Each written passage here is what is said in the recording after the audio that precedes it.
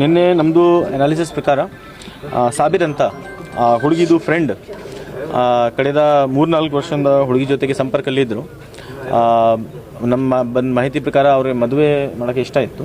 ಆ ಮದುವೆ ಮಾಡೋ ಇಷ್ಟದಲ್ಲಿ ಸ್ವಲ್ಪ ಅಸಮಾಧಾನ ಆದರೆ ಸಾಬಿರ್ ಅವರೇ ಆ ಲೇಡಿ ಜಾಕಿಯಾಗೆ 20ನೇ ತಾರೀಕಿಗೆ ಸಾಯಂಕಾಲ ಮರ್ಡರ್ ಮಾಡಿದ್ದಾರೆ. ನಿನ್ನೆ ನೈಟ್ ಅರೌಂಡ್ 12 ಗಂಟೆಗೆ ನಾವೇ ಆ ಸಾಬಿರ್ಗೆ ಟೆಕ್ನಿಕಲ್ ಎವಿಡೆನ್ಸ್ ಬೇಸಿಸ್ ಮೇಲೆ ಬಂಧನ ಮಾಡಿಸಿದ್ದೀವಿ. ಈಗ ಅದೇ ಲೀಗಲ್ ಪ್ರೊಸೆಸ್ ನಡೀತಾ ಇದೆ. ಆದಷ್ಟು ಬೇಗ ಅವರಿಗೆ ಜೆಸಿಗೆ ತಲುಪಿಸ್ತೀವಿ.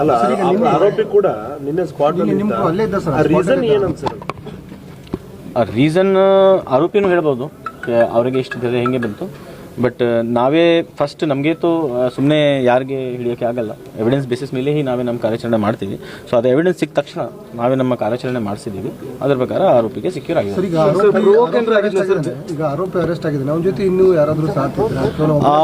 ಆಸ್ ಆಫ್ ನಾವು ನಮಗೆ ಏನು ಎವಿಡೆನ್ಸ್ ಸಿಕ್ಕಿದೆ ಅಂದರೆ ಕ್ಲಿಯರ್ ಟೆಕ್ನಿಕಲ್ ಎವಿಡೆನ್ಸ್ ಇದೆ. ಇದರಲ್ಲಿ ಒಬ್ಬರೇದು ಪಾತ್ರ ಕಂಡು ಬರ್ತಾ ಇದೆ.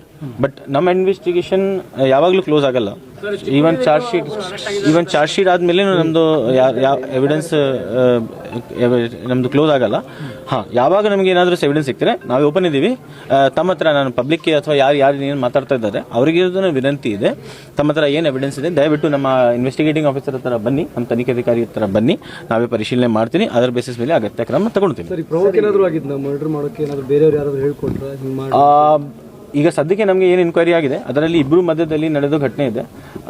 ಆವಾಗ ಸ್ಪಾಟಲ್ಲಿ ಇನ್ನೂ ಇಬ್ಬರು ಇದ್ದರು ಯಾವಾಗ ಇದು ಕೊಲೆ ಆಗಿದೆ. ಸೊ ಇನ್ನೂ ಫರ್ದರ್ ನಮ್ಮದು ಇನ್ವೆಸ್ಟಿಗೇಷನ್ ಆನ್ ಇದೆ. ಸ್ಟಿಲ್ 24 ಅವರ್ಸ್ನೂ ಆಗಿಲ್ಲ, 24 ತಾಸು. ಮೇಲ್ನೋಟಕ್ಕೆ ಅಂದರೆ ಮಾಹಿತಿ ಇದೆ ಕೆ ಮದುವೆ ಫಿಕ್ಸ್ ಆಗಿತ್ತು. ಎಂಗೇಜ್ಮೆಂಟ್ ಬಗ್ಗೆ ನಮಗೆ ಮಾಹಿತಿ ಇಲ್ಲ. ಅದು ನಾನು ಹೇಳಲ್ಲ, ಇನ್ವೆಸ್ಟಿಗೇಷನ್ ಪಾರ್ಟ್ ಇದೆ. ಅದು ನಾವೇ ಚಾರ್ಜ್ ಶೀಟ್ ಆದ್ಮೇಲೆ ಹೇಳ್ತೀವಿ. ಅಲ್ಲಿ ಹತ್ತಿರ ಆಗಿದೆ, ನಿಯರ್ ಸ್ಪಾಟ್. ಮರ್ಡರ್ ಮಾಡಿದ ಸ್ಪಾಟ್ ಬೇರೆ, ಮೆಡಿಕಲ್ ಎವಿಡೆನ್ಸ್ ಅಲ್ಲಿ ನಮ್ಗೆ ಏನು ಸಿಗಲಿಲ್ಲ.